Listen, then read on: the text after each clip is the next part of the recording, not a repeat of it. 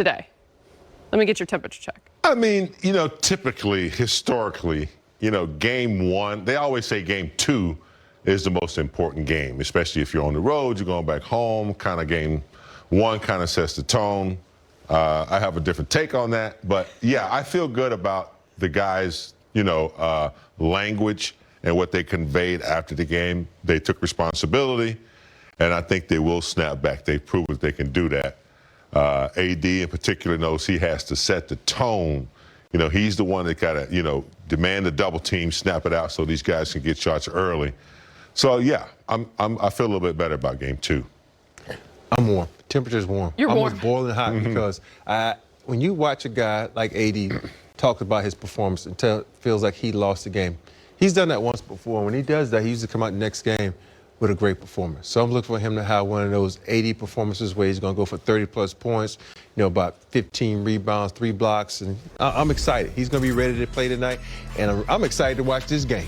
Look, I think what we've learned about Anthony Davis, there haven't been a lot of times where he struggled, but when you look at the postseason last year, when he did have those nights, his follow-up game, his bounce-back game was impressive.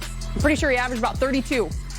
In those moments. And so that it starts with him, big game. Yeah, absolutely. I mean, the big difference from New Orleans, not as much pressure. You come to LA, you're under the microscope. So yeah, he's still learning that. You can't have like off nights. Every big man I've known, they set the tone early. Kareem, Hakeem Olajuwon, Patrick Ewing, they all set the tone really early, and then their teammates feed off of that. So he's learning that, and we'll see what happens at tip-off. An interesting stat, really quick, Rob, about AD. 5 of 16 from the field. Just 3 of those 16 shots were at the rim. And I'm sure a couple of those were dunks. Yeah. But the thing is, if I was sitting here and I watched the replay, which I normally don't, and because only coaches usually watch the game again, and he played north. He didn't play north and south. Yep. He played east and west. And when he plays north and south, that's when he goes to the free throw line. That's when he gets and ones. But he cannot play east and west, sideline to sideline. He got to be direct, go towards the basket, and make himself aggressive because there's nobody on that team that can stop him. So he needs to be aggressive, going to the rack so he can get some easy buckets from the free throw line because free throws are what? Free to steal Brad Turner's line. Only 5 of them. He only went 5 attempts. Yeah. I'll give you a stat for Laker fans in terms of remaining patient. LeBron James, as we know, 14-0 in the first round. I don't believe he has ever gone down 0-2 in the first round. And you guys know, a series doesn't really start until you win on the road. That's true. And nobody knows that better than the king himself, who's been through just about everything. So I know they have, a meeting of the minds. I heard it from 1 through 12, Pope. I heard it from, everybody, cool. So LeBron will definitely be the one that conveys it verbally, and then he will convey it physically when he's out there on the court tonight early, trying to demonstrate what needs to take place on the road in a game 2 when you're down 1-0. LeBron is such a technician when it comes to basketball. He can analyze the game so well. He can look and see what you need to do, what you need to do, and how I can make those movements better. So I think he probably watched this game and realized that he wasn't aggressive when he got that rebound.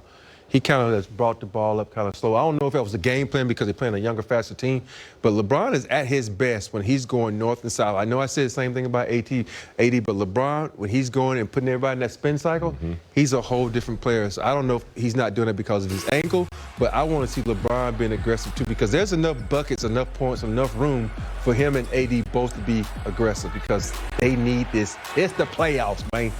We also know, too, when he's going north-south, when he's getting downhill, that means there's energy. And when that happens, the ball is moving. And we know that the assists cannot fall below 20, as they did in Game 1, just 19. LeBron is 36-13 in Game 2 situations, which is the most in NBA history in said situations. So that is a good sign. There's a lot on the Lakers side. We'll see if they can actually back it up. The Lakers and Suns will tip off at 7 p.m. right here on Spectrum Sportsnet. Now for the latest on tonight's huge Game 2 matchup. Let's head over to the green room. Check in with Lakers reporter Mike Trudell. He's standing by with more. Mike, it's time to get buckets, my friend. Hey, guys, what's happening? Good to see you. Yeah, Allie, look, there are a lot of different areas where the Lakers can and have to improve from Game 1. And I wondered if there's one thing at the top of Frank Vogel's list. So I put that question to him moments ago before he got into some other things as well ahead of this ballgame. I think it's a lot of things we have to do better. If I were to choose one, our transition defense to start the game was very poor and costly in terms of making us play uphill the whole night. If I had to choose one, it would be that. Did that have to do partly with DeAndre Ayton, Frank? And I suppose you could bring the glass into this as well. It was 47-33 in the first quarter, but did he represent some of what those easy baskets were? And is that something you think can be adjused to in this one? Yeah, we certainly have to do a better job on him on the glass. Yeah, they had 8 offensive rebounds. They had 16. And you're not going to win a lot of basketball games that way, but we're a good defensive rebounding team. And hopefully we'll make that adjustment and minimize them on the glass tonight. AD tried to take some of the responsibility for game one. LeBron said you guys are obviously always better when he's aggressive, Frank. You said before some of that can be on you in putting him in different spots. What is the mindset with AD going into game two? Well, we've talked a lot about, the ways we want to get him involved. And he's obviously going to have a just different level of assertiveness tonight. But it's really on all of us. It's all he's a big, so bigs are dependent on guards, and it's on all of us, the guards, the coaching staff, and AD, to get him more involved. Dave.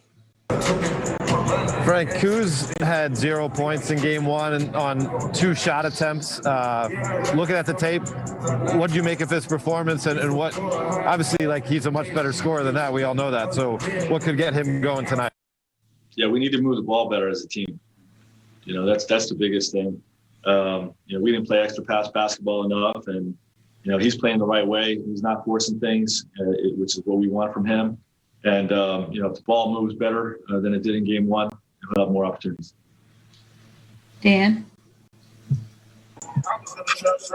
Hey, Frank.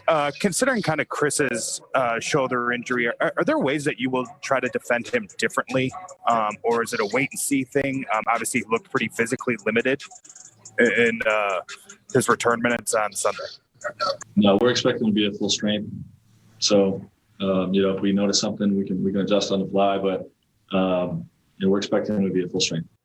All right, guys, there's Frank Vogel. And to his earlier point, when he was speaking right there, they expect Anthony Davis to look more like the Anthony Davis, of course, that is often dominant inside. And we'll see if, as James and Big Shot were talking about earlier, we'll see if they get to that right away, because that seems like that's part of the plan. I was going to say, only time will tell, but we all are hoping the same thing. Thanks so much, Mike. Guys. As we get set for game two, let's take a look at the West playoff bracket. We are now 4 days into the NBA playoffs.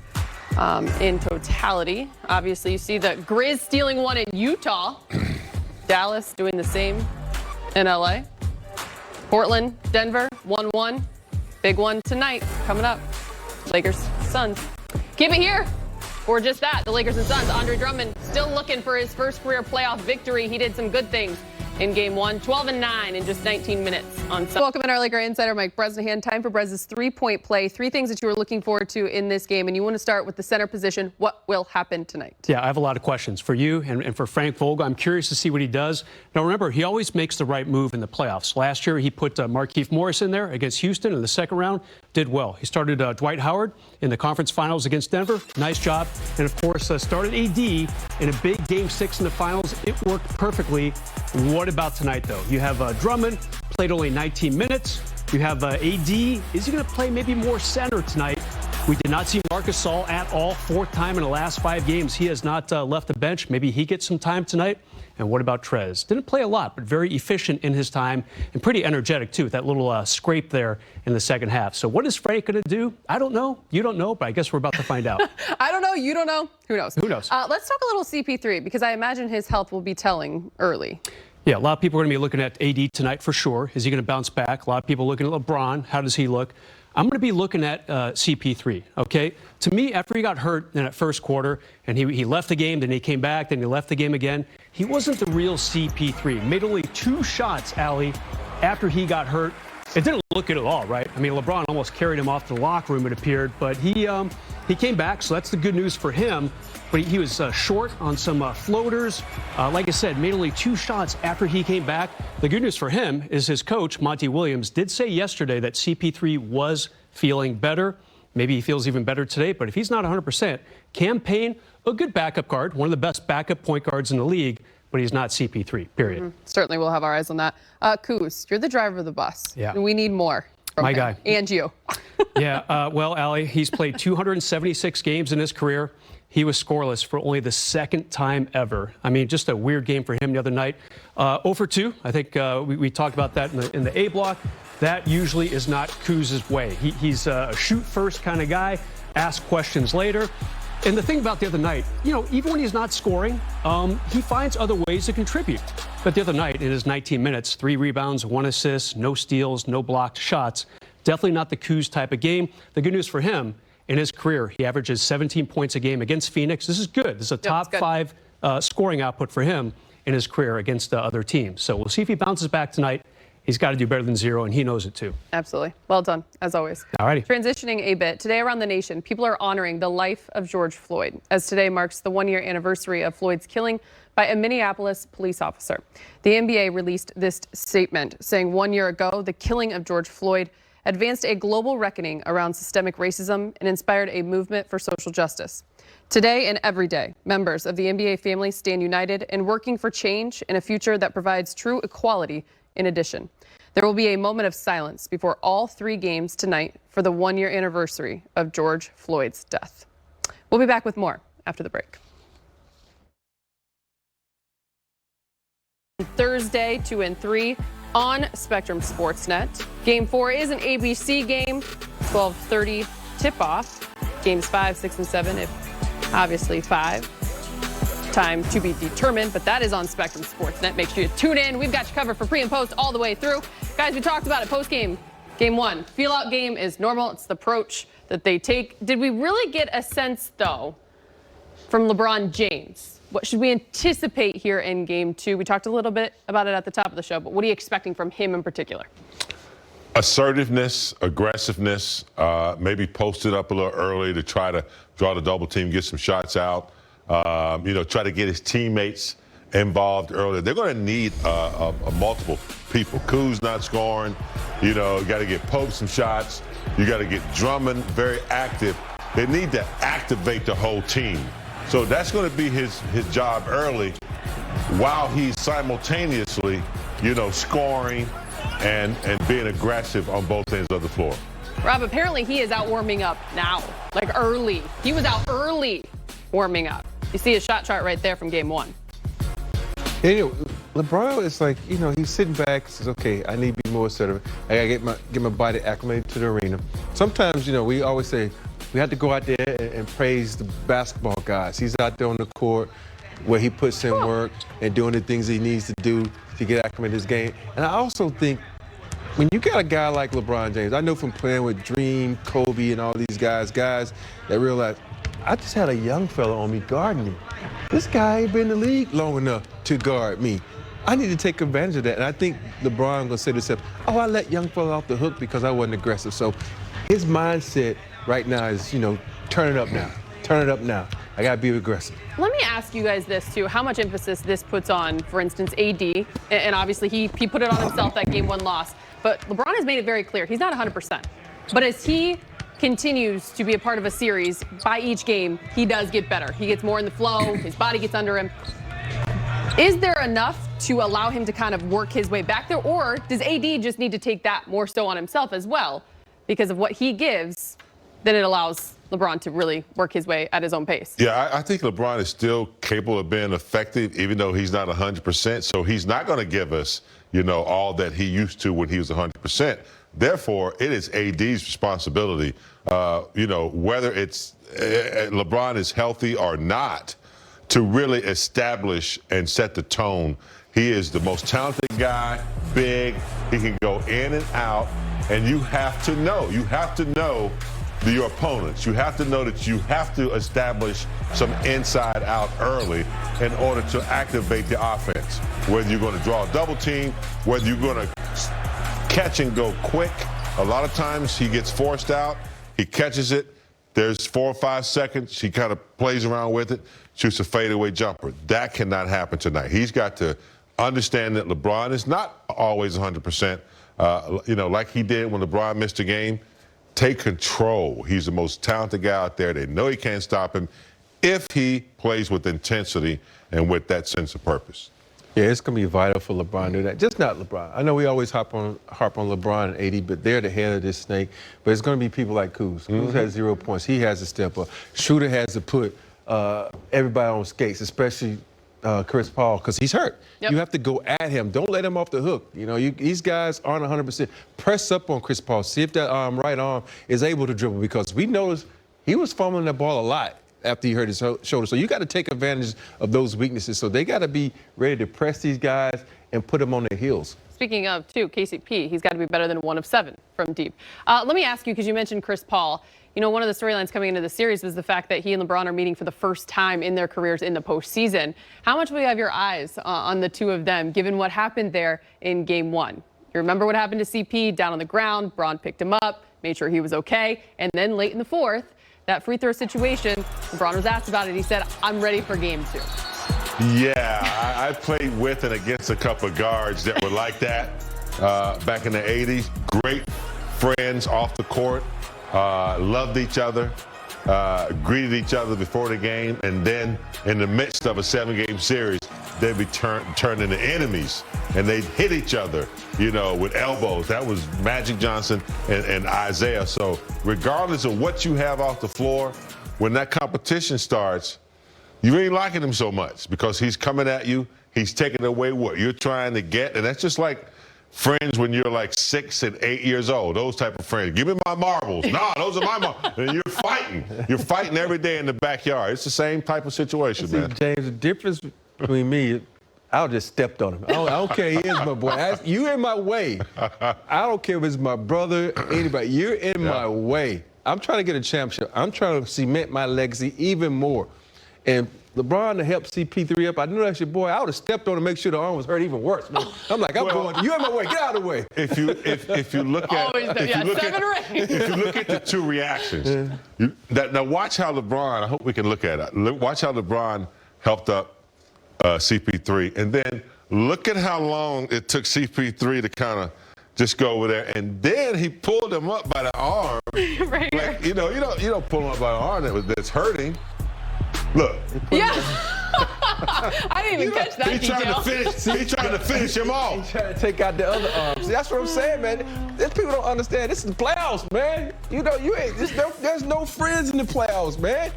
But it took CP3 almost about right there, I'd have elbowed 15 him in hours to get over there to LeBron. Maybe in that moment, I learned yesterday that CP was one of Bron's child's godfathers. So maybe Bron was just like, I need to make sure he's okay, because he is also the godfather of my child. We'll find out. I don't know. That was funny. The Lakers and Suns will tip off Game 2 in about 30 minutes here on Spectrum Sportsnet. Alex Caruso has been looking for his shot in recent games. AC Fresh has been one of the best bets off the bench, averaging 11 points per over his last 3, 48% from the field and 46% from deep. Plus, Devin Booker cooked the Lakers, 34 points in the Suns' Game 1 win. So what can the all goes down with the injury, comes back in the game, but LeBron James and AD didn't necessarily come and play at that level that we're used to seeing them playing, only combining for 31 points, something that we haven't seen from two guys that average over 20 a game consistently over the postseason. Jet, looking at this Game 1, what needs to change specifically for these two individuals in order for them to even out this series?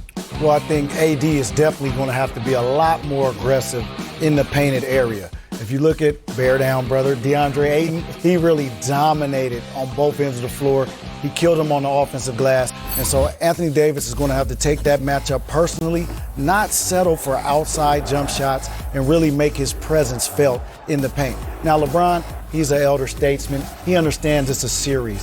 Some young man once told him, you ain't going to be able to keep up for 7 games, and that's what he's banking on. He's not going to expend too much energy early in a series when he knows this thing can go 5, 6, 7 games. So I'm looking for Anthony Davis to assert himself and be much more of a physical presence in the paint. Yeah, I heard somebody say earlier he was allergic to the paint. Hopefully that'll change if the Lakers want to change their fortunes. Coach, looking at LeBron James, 5 turnovers in that first game. What does LeBron need to do? Does he need to be the facilitator, LeBron, or does he need to be more aggressive scoring? Which direction does he need to go? I just think he's got to beat people off the dribble. He's such a great instinctive player. Get downhill and just make the next play. He always makes the next play. I don't think I would say very seldom does he just look to score. He just looks to play. And if he's aggressive, the team will be aggressive. If he's pushing the ball, they're going to run with him. He finds people. He'd be a fun guy to play with because all you got to do is get open. And as a big guy, you just find this crease and he's going to find you. He's so clever. But I don't think he has to change. I'm with Jet. AD is the guy that's got to do something differently. And I think the coaching staff's going to have to play AD at center a lot more. I just think, I know they got some beef and they brought some people in there to beef up and be big. AD needs to play the 5. And he needs to attack the paint. He needs to get in there. I saw Green in the play-in game. Draymond Green bullied him off with 3 or 4 moves. I mean, where he ended up taking a one-legger, like step back shoot. When you're rolling and you're a big guy that can play, which he can, if Green cuts me off, I'm spinning off him. My attack is constantly at the rim. He got bellied out from the rim. He's got to get in the paint and score. LeBron's going to do his thing. He's just going to get up and on the floor. The thing that scares me about LeBron a little bit is he didn't finish some shots he normally finishes. Now look at Father Time's going to catch up at some time, and I'm not sure when. I'm not saying it is tonight, but he's just not finishing around the rim like he did. Like he used to be able to get in there, body hunt you, knock everybody off the way, and lay it in. He's missing simple shots and stuff like that. So I'm not sure. That's that high ankle sprain at LeBron's age. It's going to be interesting. The Lakers did not look anything like the defending champs in the play-in games. If Golden State hadn't thrown it to them steady in the third quarter, they'd have lost that playoff game, that play-in game. So it's going to be interesting. I really love the way LeBron. I have such respect for LeBron. I hope he can get that motor back up and be healthy enough to really play the way he wants to play. Well, usually we see the Lakers bounce back. If you go back last season, there were a couple of times they lost in that first game. Remember against Portland. Remember the next series against Houston. And then they went on to perform that gentleman's sweep. We'll see what happens when they take on Phoenix tonight in Game 2. The other team in Los Angeles, we're talking about the Clippers, the Clip Show. They think that they can be competitors for a championship. However, they took that L in Game 1, and a lot of it is because Luka the Don, who was spectacular. The 9th player in NBA hit, and AD did or didn't do. But however, outside of that, it seems like the Phoenix Suns are beating them in areas when it comes to hustle. Yeah, they beat them up between paint points and second chance points. They had 19 more points than the Lakers. I mean, and that just is hustle and energy and getting after it. And, when you have AD in there, AD is a great offensive rebounder. He's really hard to keep off the glass. He should be pounding that glass, getting in there.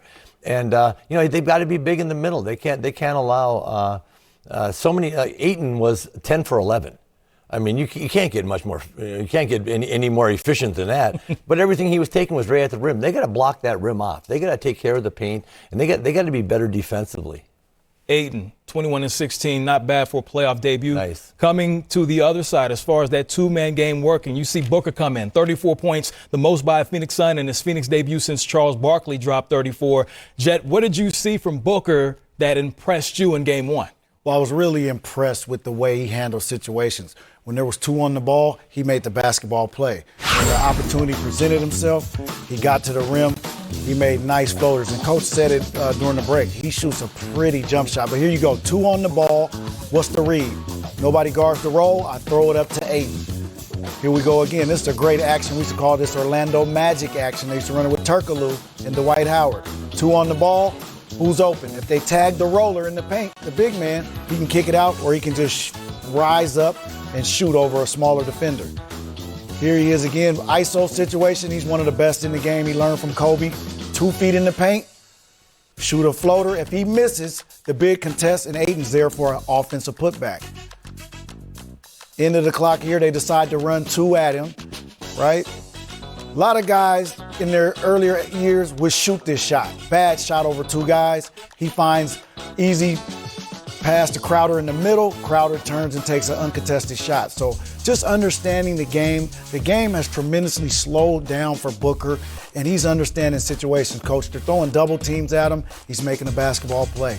ISOs, he gets to his sweet spot, raises up and shoots the shot. So playing under control. It's unbelievably empowering when you know you can shoot over the top of anybody that's guarding you. Like he rises up and shoots that legitimate jump shot. And when you can go over the top of people, and when I was in the post, what I tried to do was I don't care who was on me, I just went in and shot my jump hook over the top of them. Everybody jumped and I shot over them and I went and let them know that I was going to go over the top of them. This guy shoots legit. Look at the patience here. I mean, that's a hell of a move. He walks the guy off. He's going in and dunking. But that low post, he's really got it. And I tell you, his finishing so well. And he's got that little fadeaway. I'm so impressed with this kid. I love the way he plays. Yes, he played very well. His backcourt mate, Chris Paul, listen, he was in the MVP conversation. However, he goes down with that injury, comes back in the game. And you hate to see this because this is becoming somewhat of a trend over the last 4 seasons, him going out with injuries. How valuable is his leadership? Will they be able to maintain the way they're playing without Chris Paul if he's not able to go at 100%? Not at all. They'll be hindered if he's not able to go 100%. And you know, his impact on the game goes far beyond points and assists. It's his leadership, his presence out there on the floor, his defensive presence as well. I mean, he's so gritty. There hasn't been a game that Chris Paul has played in his life probably where he hasn't had some kind of ailment or injury. He's one of the toughest competitors I've ever competed against.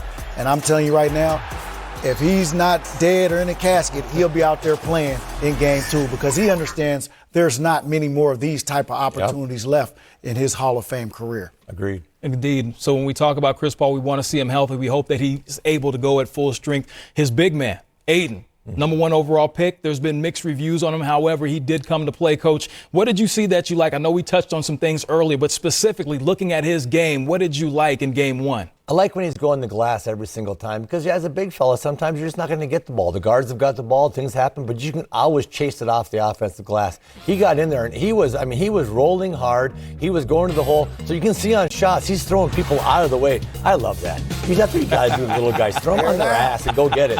And so he's just absolutely just going to the glass hard and doing all the little things. And that's how you end up with a 10 for 11 night. He didn't take anything outside the paint for shots. And I think he's understanding his role and being very, very good at it. I'd like to say one thing just about Chris Paul. You know, he's going to play hurt tonight. There's no doubt that shoulder is going to bother him. And people don't give guys enough credit for going out there and playing. I like LeBron. I know his ankle doesn't feel well. We all played Jet when we probably shouldn't have. But, man, I give those guys credit because you want to know something? I see way too many people